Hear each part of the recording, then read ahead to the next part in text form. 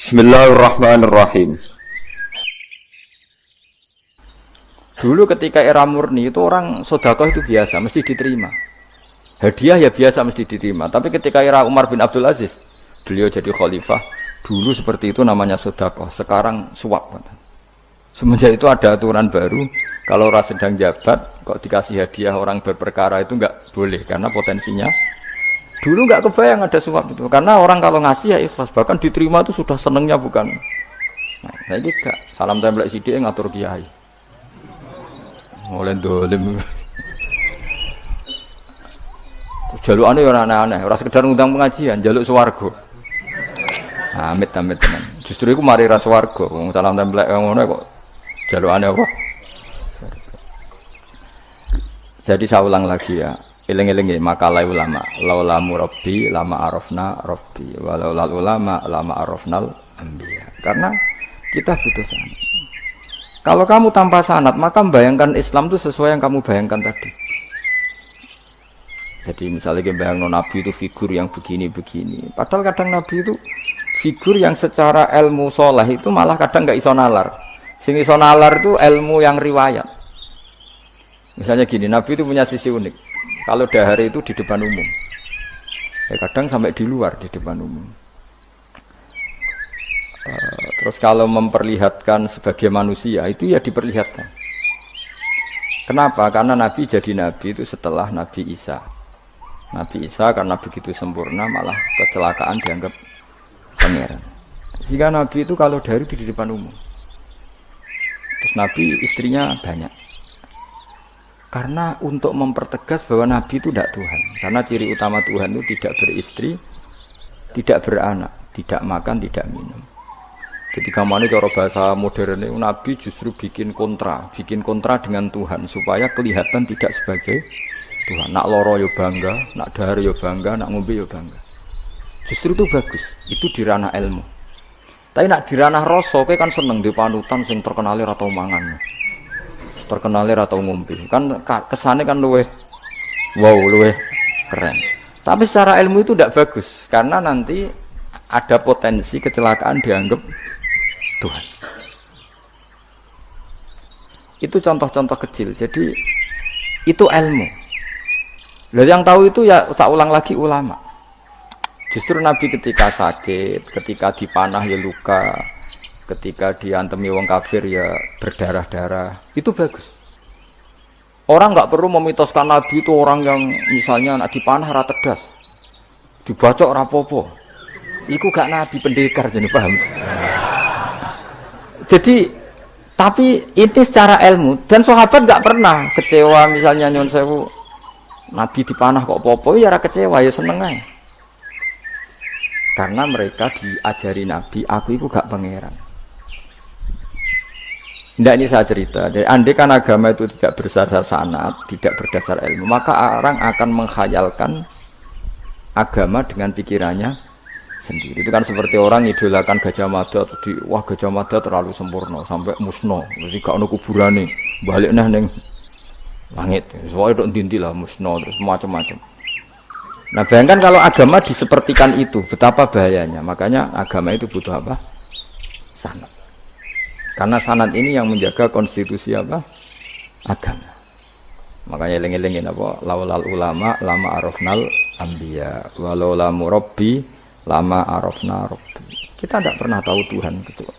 Nah maka guru ini posisinya kuat sekali. Saking kuatnya posisi guru, ya guru yang seperti ini sampai ada pepatah tadi man ta'allama bila sayhin fasehu setan. Orang belajar tanpa guru berarti gurunya itu setan.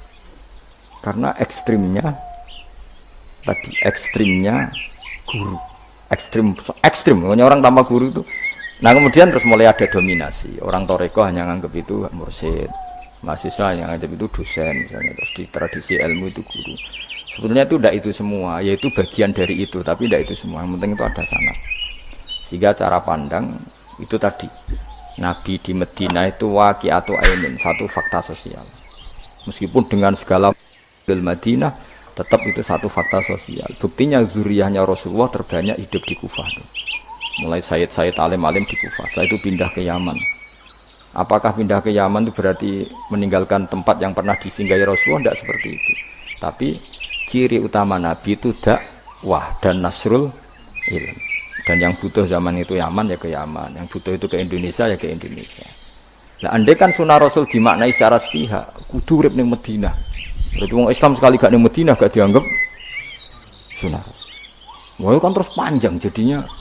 Makanya terus ada ilmu, yaitu namanya usul fikih. Usul fikih itu yang ngatur itu semua, yang bisa nganalisis. Caranya gampang saja. Zaman Nabi Sugeng itu sudah nyuruh Sayyidina Ali ke Yaman.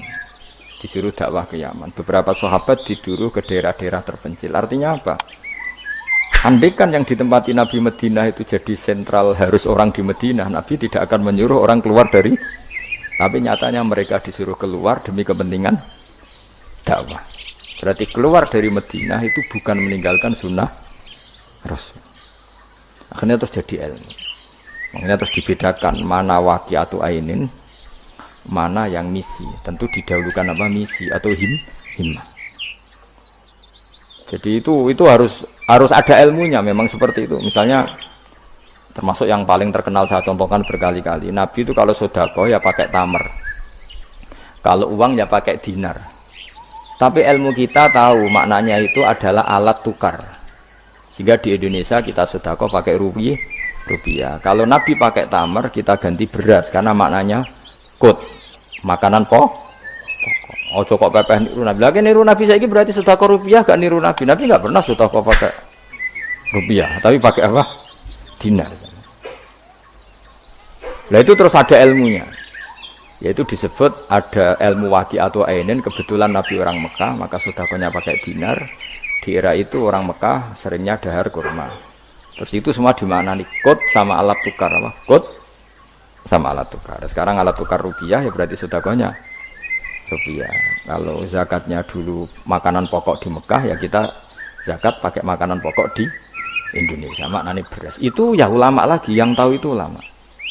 Ngene eling-eling ihdinas siratal mustaqim itu siratal ladzina, jalannya mereka yang telah engkau beri nikmat. Karena kalau langsung ana tawah ana topo, anut Kanjeng Nabi misalnya terus sanatnya gimana coba? Misalnya sholat madhep Ka'bah.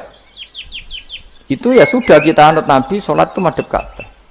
Tapi zaman Nabi teng Madinah itu luas masjid Madinah itu sudah lebih dari luasnya Ka'bah. Iki eling-eling.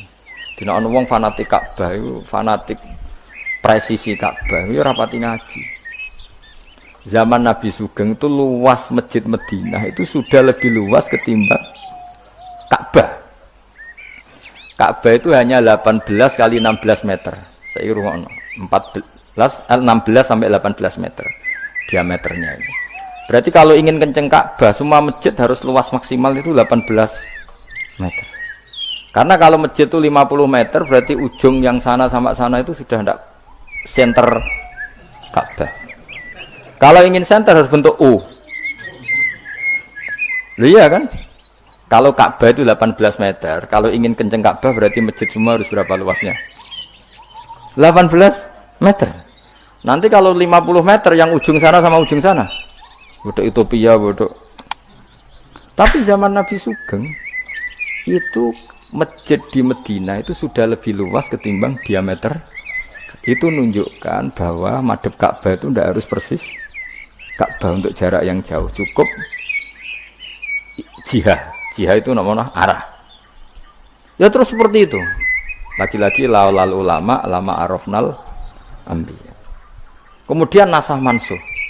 Kalau sampean belajar textbook, Nabi Ibrahim bojone akeh, Nabi Dawud bojone akeh, Nabi Sulaiman apa meneh. Kowe langsung anut. Ya tidak bisa. Ulama yang tahu ini syariat yang sudah mansukhoh, sudah dihapus ketentuan. Ya begitu terus-terusnya. Ngilangin najis ya begitu, terus ngelola anak ya begitu, semuanya. Terus ulama ngarang fikih detail itu, disebut kitab fikih itu. Ada Fathul Qorib, ada Fathul Mu'in. Jadi kamu tidak bisa berdiri sendiri memahami agama. Makanya laulal isnad laqala man sa'a masa. Andaikan tidak ada sanad, maka orang akan semau gue. Karena dia punya pikiran, kebetulan dia kiai, dianggap itu pikirannya Islam. Dia punya pikiran, kemudian dia mubalek pas acara Islam, dikira itu pikiran, padahal pikirannya juga ada orang ngomong, dia sekarang harus kaya, kalau nggak kaya nggak dihormati. Mana ada target Islam ingin dihormati.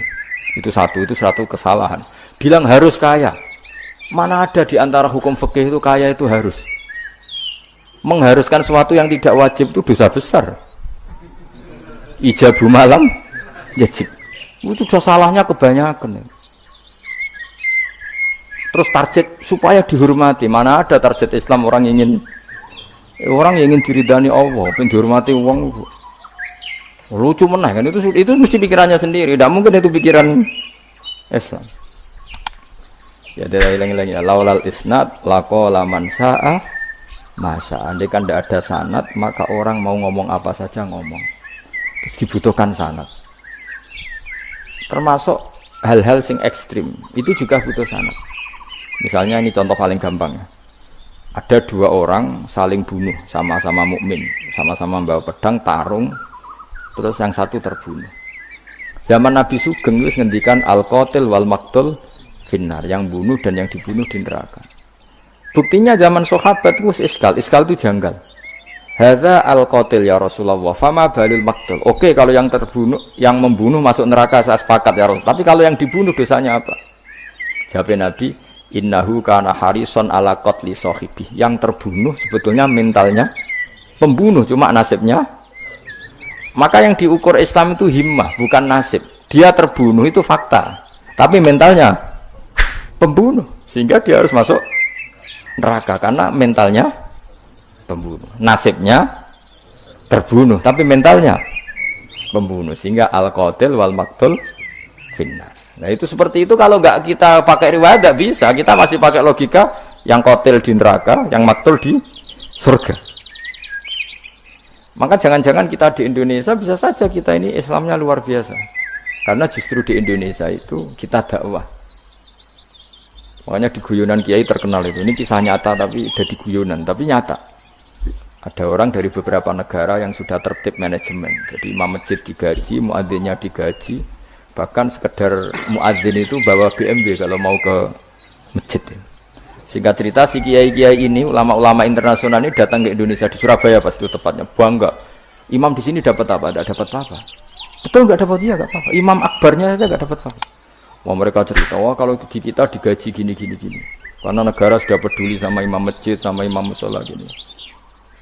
Nah, setelah dia bangga sama kiai Indonesia digojlok. Makanya kamu sholat terus ya, takut potong gaji.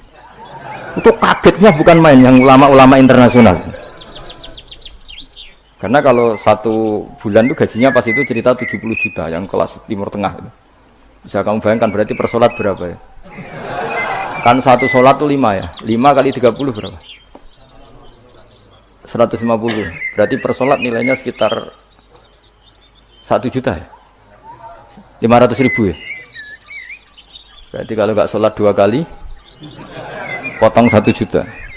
Oh kagetnya bukan main ketika digojlok ulama Indonesia. Makanya kamu sholat terus ya, takut potong. Sakjane Indonesia khair, Indonesia bagus kan ya, mergo ora usah napa? Ora usah gaji. Meskipun ya mutang-mutung bolak-balik. Nah ini cerita, yaitu guyonan, tapi itu masuk akal. Jadi kita ini jangan, kadang-kadang kita ini merindukan Indonesia kayak negara-negara di sana yang imam masjid diapresiasi oleh negara, muadzin diapresiasi, itu oke. Mungkin pada sisi negaranya bagus karena ngurus orang-orang soleh. Di sisi orang solehnya yang masalah karena mengganggu ikhlas. Jadi kayak wong kiai disuwani wong ayu kan. Wong ayu ini delok kiai jari ibadah, kiai ini sing masalah nek delok terus. Jadi ya jari delok wong alim kan ibadah, sing masalah sing wah repot tuh. Ya kayak tadi, negara berbuat baik sama kiai, misalnya kiai digaji gini, negaranya baik karena ngurmat kiai, tapi kiai tergantung gaji ini yang mulai masalah. Itu yang tahu ulama, lagi-lagi ulama. Makanya saya itu sama ulama itu hormatnya Masya Allah. Saya itu dulu Mbah Mun itu tidak pati suka sama apa-apa di manajemen. Termasuk saya dulu pernah tanya, kenapa beliau kurang suka misalnya yatim piatu dititipkan di satu manajemen. Jawabnya Mbah Mun itu lucu. Aku kepengen wong anut hukumnya pangeran, misalnya yatim ya kewajibannya yang keluarga. Ini gua ngelatih wong lali kewajibannya, ya ngelatih orang lali kewajiban. Jadi misalnya saya punya kakak meninggal, anaknya misalnya yatim, atau punya adik meninggal, anaknya yatim. Agama ini kan punya aturan, kewajiban pertama pada ibunya, pada pamannya, pada keluarga dekatnya. Tapi lalu era modern itu, tentu yang bikin yayasan yatim piatu itu bagus, karena niatnya menampung yatim piatu. Oke, itu bagus, niat yang bagus. Problemnya di keluarga yatim tadi. Dari terbiasa merasa itu punya kewajiban hormat ponaan, gara-gara ada yayasan dititipkan. Berarti corong Jawa kulino tinggal gelanggang. Tapi tetap hukumnya Allah yang wajib siapa? Pak D, Pak L-nya. Tapi ketika ada yayasan dititipkan. Makanya kadang ada kebaikan itu bagus di yang bikin karena niatnya baik, tapi tidak bagus untuk yang kita. Karena terus nanti orang itu terbiasa meninggalkan apa? Wajib. Lalu itu bahaya kalau ini begini terus itu bahaya. Bahayanya tadi. Coba kalau dia di rumah keluarga, taruh saja gini. Punya Pak D 3, yang peduli 1 saja. Itu sudah kayak anaknya sendiri. Plus ada rasa, namanya sama ponaan itu ada rasa. Belum ada misanan, minduan, tetangga. Kira-kira dapat limpahan kasih sayangnya banyak mana daripada di yayasan? Banyak di keluarga. Meskipun yayasan itu ya bagus, tapi tetap tadi nggak boleh orang itu meninggalkan apa? Kewajiban. Itu cara berpikir ulama. Orang harus dilatih tanggung jawab terhadap kewajibannya sendiri. Makanya tadi ya, jadi pepatahnya itu. Tapi tetap yayasan itu baik. Tapi problemnya tadi, terus wong kulino tinggal gelanggang cara Jawa. Profesi yo gitu. Misalnya ben pinter di pondokno. Sebetulnya al-madrasatul ula itu ibu. Anak mbok pondokno sekira tanggung jawab. Sebetulnya pelajaran pertama dari anak adalah perilaku orang tua. Enak terus pondokno pasrano kiai. Mun yai kula pasrah bongkokan anak kula dadekno wong saleh. Piye karepe sing di anak itu sapa? Percontohan anak itu pertama orang tua. Tapi saiki nah kiai ini apik gawe lembaga pendidikan ben orang bisa belajar. Wong tuane sing kuwaco. Terus ora tanggung.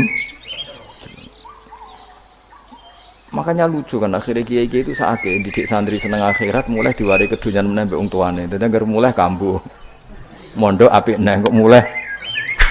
Karena tadi ya saya ulang lagi ya, jadi Allah itu layak kulu walayanamu walayasrob. Allah itu enggak tidur, enggak makan, enggak minum, sehingga enggak bisa ditiru. Yang bisa ditiru itu sesama manusia. Ini waskur Ismaila wal yasa wadal kifal ihdinas siratal mustaqim siratal ladzina an'amta alaihim. Maka ketika kita nanti masuk surga tu faulaika ma'al ladzina an'ama Allahu alaihim minan nabiyina wasiddiqina wasyuhada'i wassalihin wa hasuna ulaika rafiqa. Jadi enggak bisa kamu soleh sendiri itu enggak bisa. Karena kalau soleh sendiri pasti dipimpin khayal, itu tak jamin pasti dipimpin apa? Khayal. Sehingga harus ada sanad. Makanya laulal isnad laqala man sa'a ma sa'a. Andai kan enggak ada sanad, maka orang mau ngomong apa saja diomongkan. Makanya kita butuh apa? Butuh sanad. Kalau terusakan ya. Terus nanti Rabbus samawati wa ma min ilahin illallahul wahidul qahar. Rabbus samawati. Pangeran iku sing pangerani pira-pira langit wal ardi lan bumi. Wa malan perkara benahuma antarane samawat lan ardh. Al azizu turdat sing menangan, al ghalibu sing menangan ala amri. Ing atase urusane Allah. Al ghafaru kang akeh nyepurane li auliyaihi maring pira-pira kekasih Allah. Kul ngucap sira Muhammad lahum maring para kafir Mekah zaman iku huwa nabaun azim. Huwa utawi iki iku nabaun azim. Huwa utawi ikilah Quran misalnya. Huwa utawi ikilah Quran iku nabaun cerita azimun kang gedhe. Antum kang utawi sira kabeh andu saking Quran iku muriduna iku mengo kabeh. Ail Quran iki sete Quran aladi kang ambak tukang cerita ingsun kum ing sira kabeh fi iklan lagi. Wajib tu lan teko ingsun kum ing sira kabeh. Fihi napa fihi nu? Wajib tu kum fihi. Wajib tu lan tekan ingsun kum sira kabeh ing dalam Quran bima lan perkara layak lamu. Layuk lamu kang ora den pinawuri apa ma ila biwahyin. Wa wa qauluhu ma kana liyamin ilmin bil malil ala iku nabaun azim. Itu cerita yang besar. Maka ora ana iku liya kedhe ingsun min ilmin saking pengetahuan bil malil ala kelawan percakapane malaikat papan atas dari malaikat itu yakhtasimu nalikane berdebat sapa ngake fisani Adam ing dalam masalah Nabi Adam hina qala wa ta'ala ini ja'ilun fil ardi khalifah in huwa ora ana te kabeh iku in iyuha ilayya ma kana yamin ilmin bil malaila ala it yakhtasimun iyuha ma yuha tegese ora den wahyu ana ilayya maring ingsun apa illa annama kecuali sak temne ingsun ani sak temne ingsun nazirun iku wong sing ngekeki peringatan mubinun kang jelas oleh ngekeki peringatane bayinul ingkar tegese banget oleh ngekeki peringatan waskuran ilinga sira iskolan alkane dawa sapa rabbuka pangeran sira lil malaikati maring malaikat inni khaliqum basyaram mintin inni sak temne ingsun khaliqun dat sing gawe ingsun gawe basyaron ing manusa mintine sange lemah wa utawi basar iku adamu adam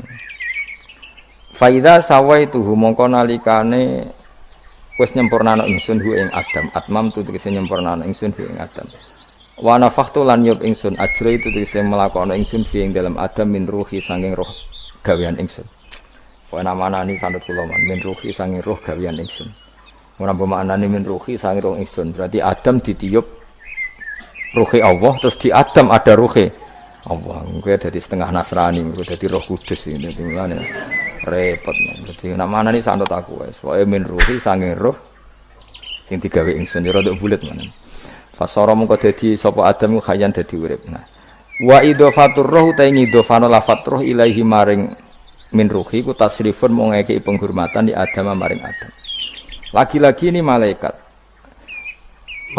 itu di malaikat itu kan yo duwe pikiran terus iblis yo duwe pikiran sing padha-padha pikiran niku ya rada bener iblis pikirane lho tapi nurute bener malaikat jadi umpama agama kok anut pikiran ya bener iblis mergo cara berpikir iblis iku Adam ku sangka lemah aku sangka api berarti keren aku nah cara pikirane malaikat wis ora mikir mulya ndi dikongkon yo manut. Jadi agama ini sanad. Agama ini seorang lagi napa? Sanad. Sakjane cara tauhid ya keberatan aku ana istilah Baitullah ya keberatan. Baitullah maknane omahe Allah sing takok. Allah manggon wirdi ning Ka'bah. Jadi kita harus ngikuti ulama. Dikatakan Baitullah itu nama penghormatan. Sesuatu itu mulia, maka disebut Baitullah. Bukan berarti Allah nempat di situ. Mergo Allah ndak butuh napa? Tempat. Jadi itu kan jelimet mang. Lagi-lagi yang tahu itu ulama. Masjid ya dikatakan Baitullah. Lah nek misale iki masjidé pangeran, malah nambah maknane lucu. Masjidé pangeran. Jadi iki tempat sujudé pangeran. Nah, kacau kan. Tapi berhubung wong ra paham alhamdulillah demun-demun iki masjidé pangeran. Jajal maknane bahasa Arab. Iki masjidé pangeran, maknane terjemah. Iki tempat kacau. Baru kayak bodoh ora roh nek iku kacau. Jadi wajo. Ya mulane anut ulama. Jadi diarani Baitullah apa dikatakan daleme Allah maknane apa idhofatut tasyrif. Napa idhofatut tasyrif maknane omah sing mulia sampai diistilahno daleme Allah. Wis kudu mulet ngono kaya niki napa? Wa idhofatur roh lahu napa? Tasrifun li Adam. Jadi ora kok wa nafakhtu fihi min ruhi Nabi Adam tak kei rohku iku ora, tapi sebuti tak tiup dari roh sing roh iku urusanku. Tapi ora ruhi Allah mboten. Niku jenenge apa wa idhofatur roh ilaihi napa? Tasrifun mok bentuk penghormatan li Adam maring Adam. Wa ruhu tero iku jismun jisim latifun kang alus. Yahya kang dadi urip bi kelawan ikilah jisim. Yahya kang dadi urip bi sebab ikilah jismun sapa alin sadu manusa binufudhihi kelawan tembusir roh fi jismi. Faqa mongko napa jungkel sira kabeh lahu maring Adam sajidina hali sujud kabeh. Sujud tahiyatin kelan sujud penghormatan. Keyakinan Imam Suyuti ini bil inhinai mok kelawan diluk. Di Imam Suyuti ya rada unik. Jadi pikiran Imam Suyuti itu tapi itu tidak disepakati ahli tafsir. Ketika Adam diciptakan itu, ayo sujud, hanya diluk gini. Jadi tidak sampai sujud kayak sholat, itu pikiran Imam Suyuti. Karena Imam Suyuti itu masih meyakini sujud yang kayak sholat itu mukhtasun lillah, hanya untuk Allah. Itu pikiran Imam Sinten Suyuti. Makanya beliau menafsirkan sujud itu hanya ndiluk. Tapi nak cara Senawi Banten umumnya ulama mengatakan ya nak malaikat itu sampai sujud kayak sholat. Tapi bukan niat sujud ke Adam, tapi karena itu perintah Allah. Jadi hakikatnya sujud kepada perintahnya Allah, bukan ke makhluk yang bernama Adam. Artinya gini, pentingnya ulama ngendikan gini, tidak akan pernah ada syariat makhluk disuruh sujud ke makhluk. Lagi-lagi pentingnya ulama. Jadi tidak bisa, misalnya kamu berdasar cerita Nabi Adam, oh kalau gitu saya boleh sujud ke Nabi Muhammad, saya boleh sujud ke guru, tidak bisa. Selamanya tetap tidak bisa. Karena ketika malaikat sujud ke Adam, hakikatnya mereka hanya sujud terhadap perintahnya Allah Subhanahu wa ta'ala, bukan sujud ke makhluk. Karena sujud ke makhluk sampai kapanpun tidak pernah sah atau tidak pernah boleh. Jadi pilihannya dua. Nak cari Imam Suyuti sujudnya hanya apa?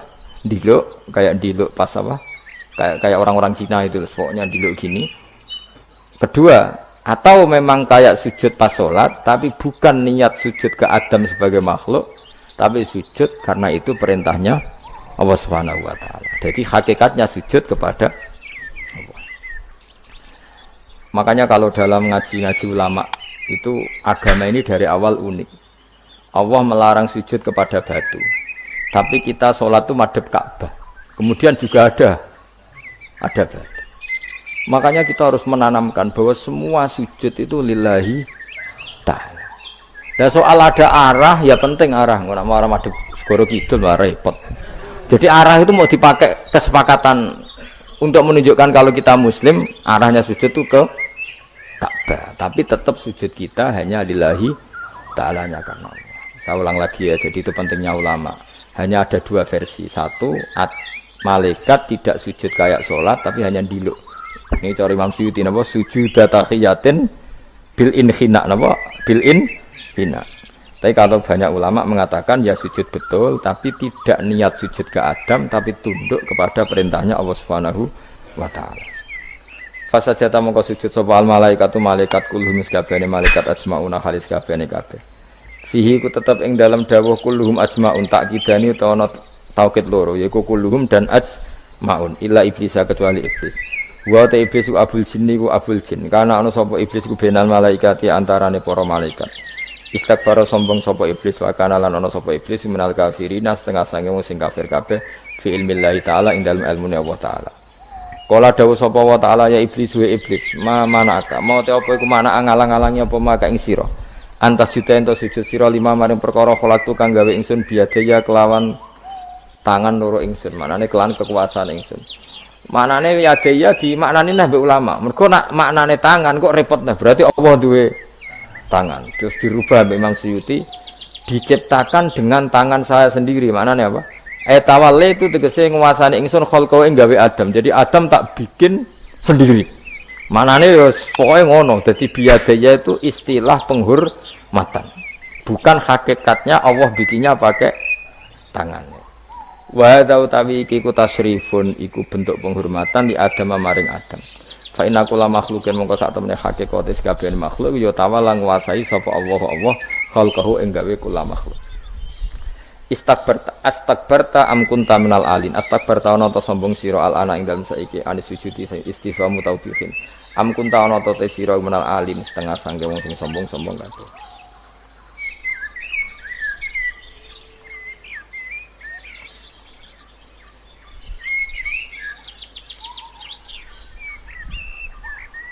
Ono Imam Suyuti. Am kunta ana ta sira menal alin saking sing sombong kabeh mutakabbirin tegese sing sombong kabeh. Fatakabarta mongko sombong sira anis sujudi sang sujud.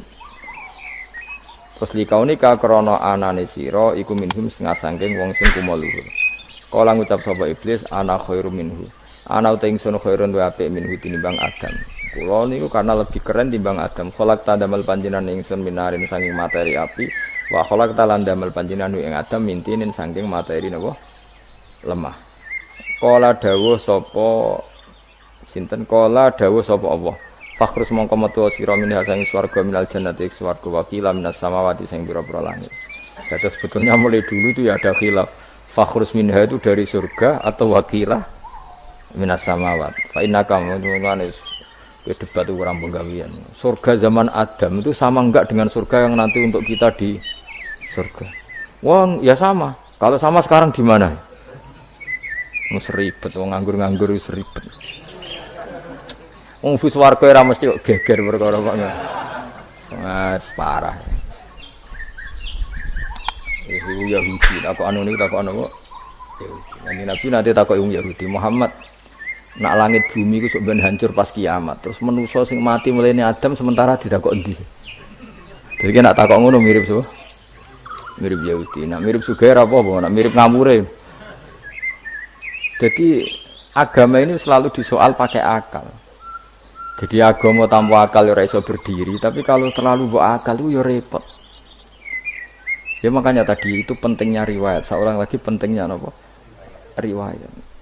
Makanya coro Imam Malik itu gak suka sama agama di logika itu gak suka. Karena nanti orang yang punya logika terus merasa lebih punya otoritas terhadap apa? Agama. Ya wis sesuai ngono agama iku angel oleh nerangno sampean agama kok. Sampeyan saiki tak bedheki Nabi Adam diusir kondi. Swarga. Terus swargane Nabi Adam saiki didakoni. Mergo swarga iku luase sak langit bumi. Lah nek iku saiki didakoni ndi wong. Swarga lebih luas ketimbang langit. Kan enggak mungkin sesuatu yang luas diletakkan di yang sempit. So, akhirnya Mu'tazilah gak percaya anane swarga zaman Nabi Adam.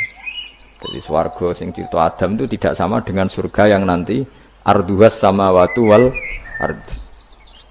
Jare ahli sunnah yo sono. Lah ning ndi wis ra roh pokoke ono. Ya itu kan sama-sama terus diterusno wong debat. Ya sudah guys. Nak cara aku wis mlebu sik kok gampang nerangno nek wis bar roh. Secara teori kan gitu, ora roh kok nerangno ya sakwise roh. Ya sudah sok ben bu swarga wae lagi apa? Lagi nerangno. Pas aku nerangno kowe ra ning swarga ya ora ketemu. Wis kono enak nang cangkem elek ngono wis rasaku ben nerangno kowe ra ning kono ya wis akhire gak. Apa cocokan sampean? Aku tak nerangno swarga lah sing kono ben nerangno neraka. Koroe neraka. Agama iku unik. Ya karena tadi apa ya? Dari awal agama ini di kaum yakilun, tapi akal yang berlebihan itu ya mengganggu agama. Ya sudah makanya saya ulang lagi itu riwayat ya. Sebagian ini apa? Riwayat. Inna hadzal ilma dinun fangzuru amman ta'khuduna dinakum. Agama ini ilmu. Kemudian kamu harus dari sanad yang benar, ya. Dari sanad yang apa? Dari sanad yang benar. Ya sudah seperti itu. Mana cok kulon setuju model kayak sholat sunat safar tidak harus madhep kiblat terus. Jadi agama ini sudah unik. Misalnya gini, sholat fardu kan wajib kiblat, tapi ada sholat yang nggak usah madhep kiblat, yaitu sunat safar. Misalnya orang di pesawat gini-gini. Karena guling-gilingan, nah, hakikatnya kiblat itu tidak fokus kita namun Allah Subhanahu wa Ta'ala. Jadi memang agama, tapi lagi-lagi itu butuh riwayat. Seorang lagi butuh riwayat. Kalau nggak pakai riwayat terus kok Abu Nawas kabeh. Karena tadi Amerika, saya ulang lagi Amerika, itu kalau dibor pas New York itu kena Ka'bah. Lah logikanya kalau arahnya pas itu kan bebas arah. Berarti orang Amerika oleh sholat bebas. Tidak bisa seperti itu ya, tetap anut konsensus ulama sana atau tradisi sana, kiblat itu ngambil arah mana? Karena dia pas. Ya bumi yang ada arah itu secara akal kan hanya rubuk 1/4. Makanya kalau kamu belajar falak itu ada rubuk. Lainnya itu sudah tidak ada arah. Misalnya bumi bulat bola, yang sama atas dikatakan sama-sama di atas. Ya kadarnya hanya 1/4. Lainnya itu sudah dikatakan samping. Makanya seperti Denmark itu ada daerah yang siang itu sampai 3 bulan, entah berapa siklus sekian puluh tahun. Ada yang lebih lama siangnya. Sampai 18 jam kalau di Eropa kadang puasa itu sampai 18 jam. Ada yang selalu nggak kena matahari kayak kutub utara, kutub selatan. Nah makanya kalau misalnya sholat itu ngikuti apa? Kalau ngikuti matahari orang kutub sholatnya hanya maghrib, isya, subuh. Gak wajib poso orang tahu ono rino misalnya. Ya tidak bisa seperti itu. Jadi kalau nuruti logika kan terus berdebat terus. Tapi kalau nuruti rasa sebagai hamba, Orang kutub butuh sujud sama Allah, orang kutub butuh loyal sama Allah dengan memperlakukan puasa. Ya sudah, akhirnya kita harus puasa. Nah, lalu kalau ukurannya matahari, mereka tidak punya matahari. Memangnya puasa itu penyebabnya wujudnya matahari apa penyebabnya loyalitas sama Allah Subhanahu wa taala? Loyalitas. Kalau penyebabnya matahari ya berarti kalau nggak ada matahari nggak usah apa? Nggak usah seperti itu cara berpikir. Makanya ngikuti ulama. Karena ulama yang tahu tradisinya Allah dan Rasul. Ya seorang lagi ulama yang tahu tradisinya Allah dan Rasul. Meskipun ya kadang saya enak ide ulama ini. Mereka ya kadang ya mau kalau bolak-balik ngomong nggak diterang nombek cangkem elek ora paham-paham. Makanya masyhur itu ada kiai di debat sama orang rodok PKI. Pak Kiai, kalau setan dari api masuk api kan biasa. Terus susahnya apa? Mau materinya dari api itu. Kiai itu mek lemah, swawarna raine. Loro cung, nggih sakit. Jare wong kok lemah, kena lemah kok loro. Karena serak kena diterangno. Manusia materinya kan dari tanah, berarti kena dipendem urip-uripan. Piye jare? Ya loro ya. Lah ya jare kok lemah kok dipendem ning lemah kok. Karena dijelaskan pakai lisan yang baik gak paham-paham. Sebenarnya kita ini ingin selalu baik, tapi ada orang-orang diterangkan cara baik-baik itu. Wah, kayak misalnya ono wong kondo, Gus kula nu bojo kula cerewet ngene-ngene, apike kula pegat dicereweti bojo mbek diarani duda lara ndi. Oh lara diarani duda isen. Kowe payu rabi dicereweti, ambek ra payu rabi jomblo, sakit mana? Sakit distatuskan jomblo. Malah kena dicereweti sabar prestasi baru. Mesti wong diwolak-walik. Lan jarpe sekolah tas malah ulah seneng mbek Imam Syafi'i. Kowe dirasani wong ning ngarepmu, diomongi, ambek dirasani seneng ndi? Seneng dirasani cara kowe. Cara Imam Syafi'i buktike wibawa, buktine ngomong ning ngarepmu rawane. Jadi Imam Syafi'i itu rileks urip. Ya Aba Abdillah, orang yang tadi muji-muji jenengan itu kalau di luar maki-maki jenengan. Jadi alhamdulillah. Kok bisa itu kan bukan pengkhianatan. Berarti saya wibawa. Di depan saya enggak berani itu. Wong itu suami Imam Syafi'i, ya cium tangan ya hormat. Tapi setelah di luar menghujat. Singkat cerita dilaporkan ke Imam Syafi'i. Orang yang tadi nyium tangannya jenengan itu di luar ngerasani jenengan. Jadi Imam Syafi'i, alhamdulillah berarti aku wibawa. Mendengar kurawani. Ya dianggap enteng saja. Terus ada orang misoi Ja'far Shadiq. Sayyid Ja'far Shadiq itu Sayyid putune Nabi, orangnya soleh alim. Gurunya Abu Hanifah. Di antaranya gurunya Abu Hanifah itu Sayyid Ja'far Shadiq. Itu kalau dihujat orang diomongin ini. Dimaki-maki. Sampai ke rumah. Pas mau masuk rumah, kamu masih ingin maki-maki saya? Iya. Tak tunggu sampai selesai. Setelah selesai, sudah sampun, sudah. Masih emosi orang, sudah. Kamu misoi saya berdasar apa yang kamu ketahui. Yang tidak kamu ketahui lebih banyak, maka saya tunggu. Terus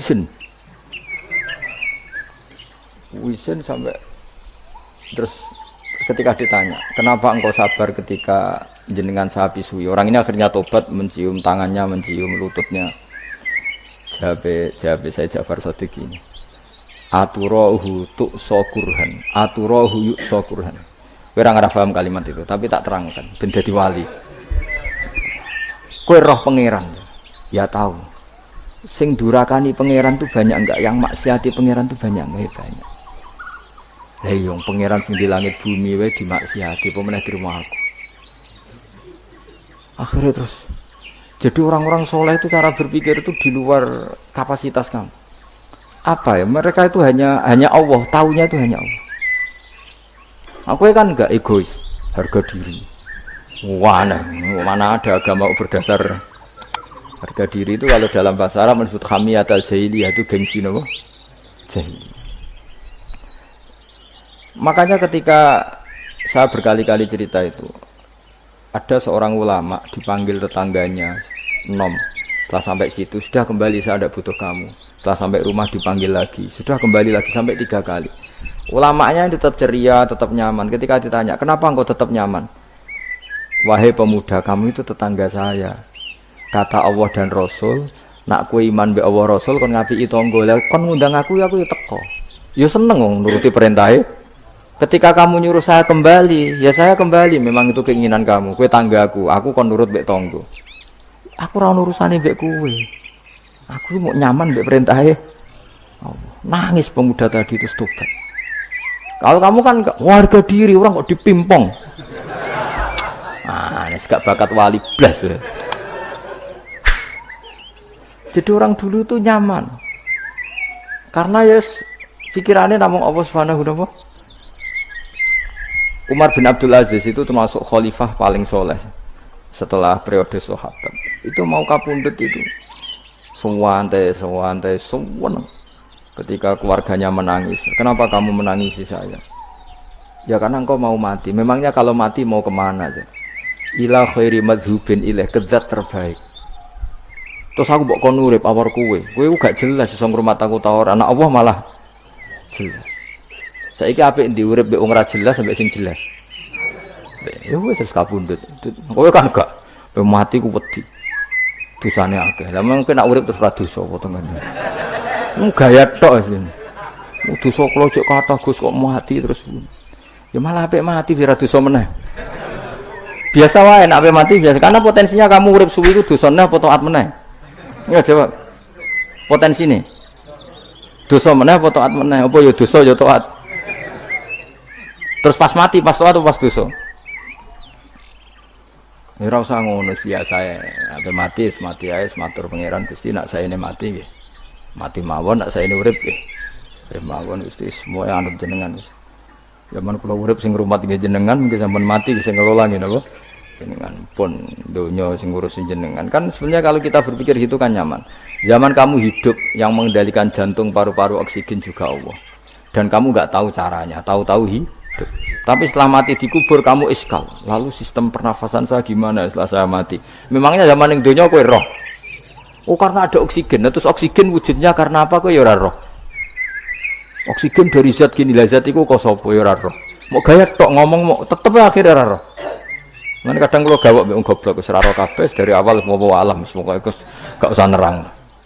Nah, artinya gini, kalau zaman di dunia kamu tidak bisa mengelola diri kamu sendiri, juga sama setelah mati tidak bisa mengelola diri kamu sendiri. Semua itu al-amru biyadil, semua itu dalam kekuasaan Allah Subhanahu wa ta'ala. Ya sudah, alaihi tawakkaltu wa ilaihi unib. Ya sudah, kita pasrah saja dan kita hanya kembali kepada Allah Subhanahu wa ta'ala. Ya sudah, itu agama. Tapi nak bawa logika pakai akal. Wah itu orang mati itu sudah nggak bisa apa-apa, sudah jadi tanah gini-gini. Ya, masalah catekar yang ngerti, jadi tanah itu tidak bisa apa-apa. Tapi masalahnya kita ini dikendalikan oleh zat yang bisa mengelola semua. Yaitu Nabi Adam diciptakan juga dari tanah. Ya sudah, hanya berdasar riwayat itu yang kita akhirnya meyakini setelah kita mati juga bisa hidup lagi. Kalau terus nong. Fakhrus minha, qala dawu sapa ta'ala fakhrus minal jannati. Nah kita memiliki maksud itu ya aneh niki radi fakhrus minal ana khilaf atau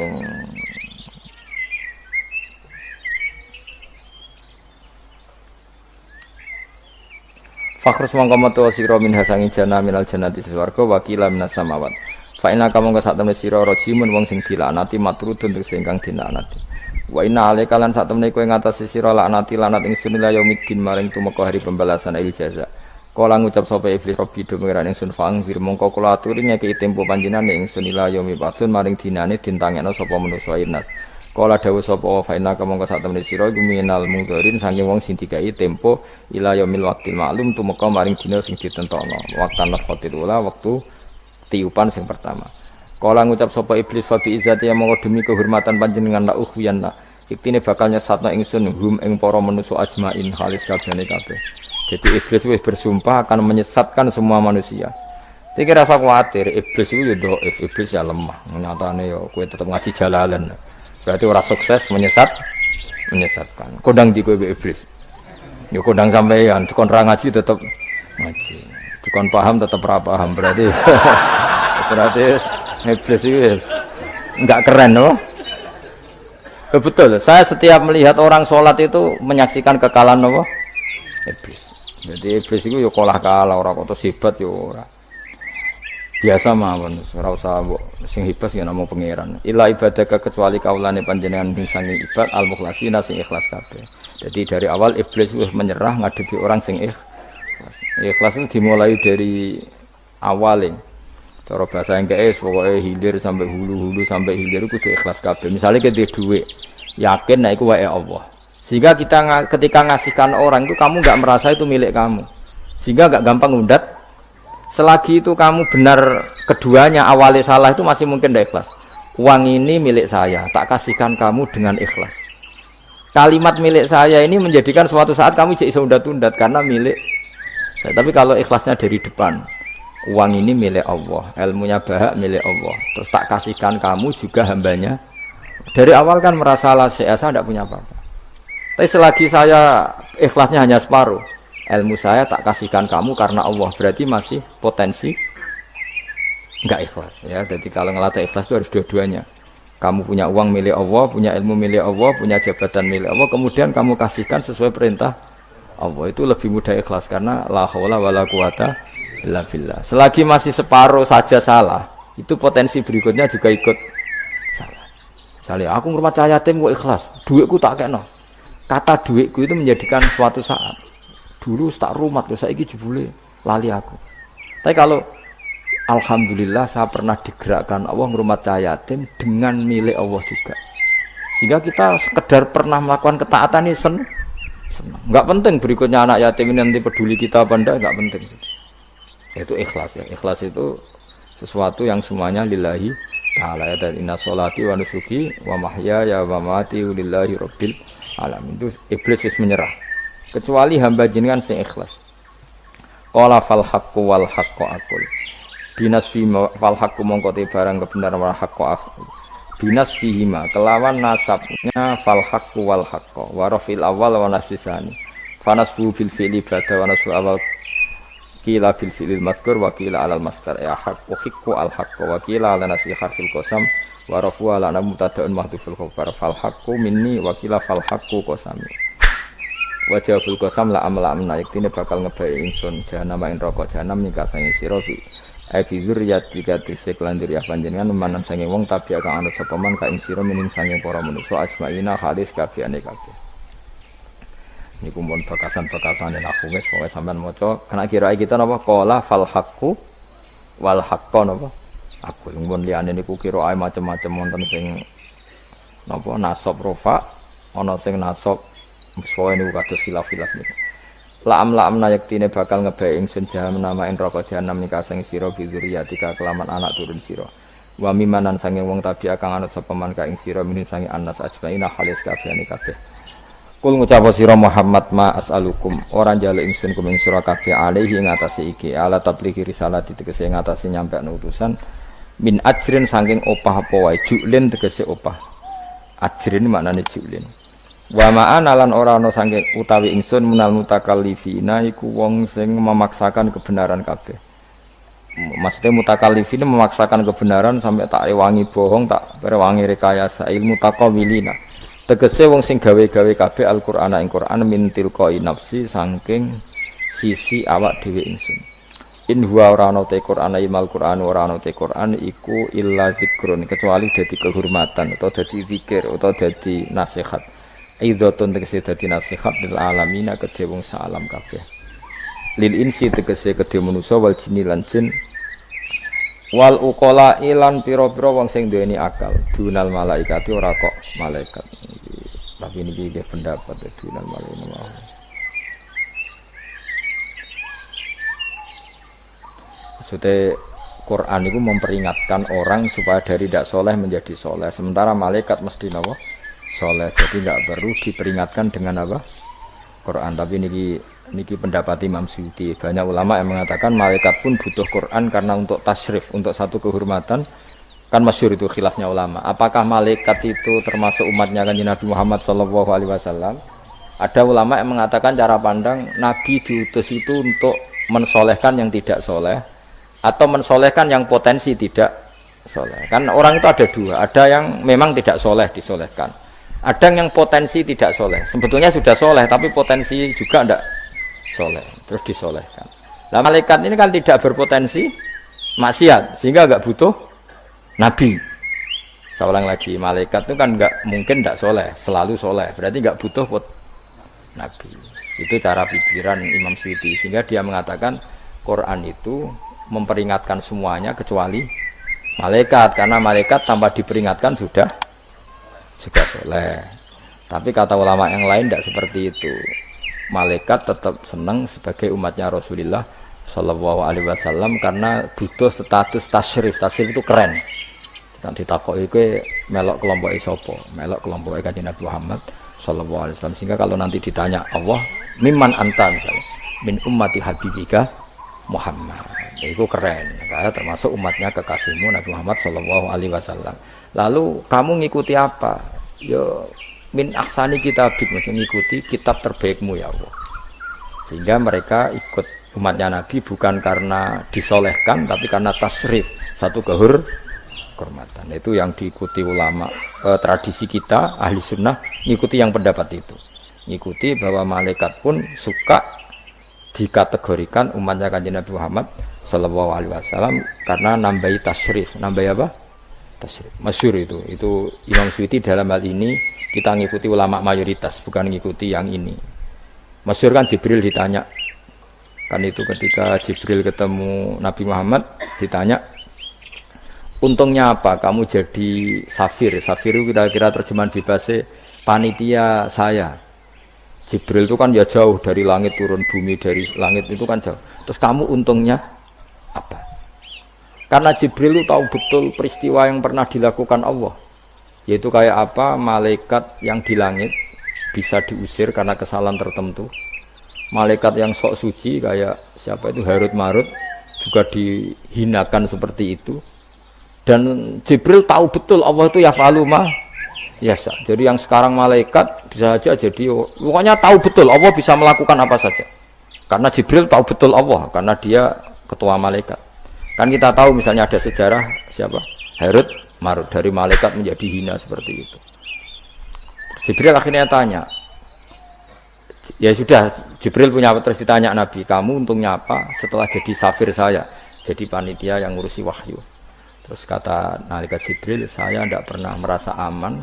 Apakah saya selalu dalam posisi ini, posisi terhormat, kecuali setelah menjadi safir, menjadi pelayan kamu, ketika aku distatuskan oleh Allah, apa itu, innahu laqaulu rasulin karim dzi quwwatin inda dzil arsy makin muta'in tsumma amin. Terus kan fa amin tu ba'du, baru setelah itu saya merasa aman, bahwa posisi saya aman karena Quran itu abadi ila yaumil qiyamah ila mala mi'adalah, semuanya Quran itu abadi dan di Quran itu saya distatuskan muta'in tsumma amin. Berarti saya merasa aman, tidak akan dirubah kestatusan saya malaikat semenjak saya jadi safirmu.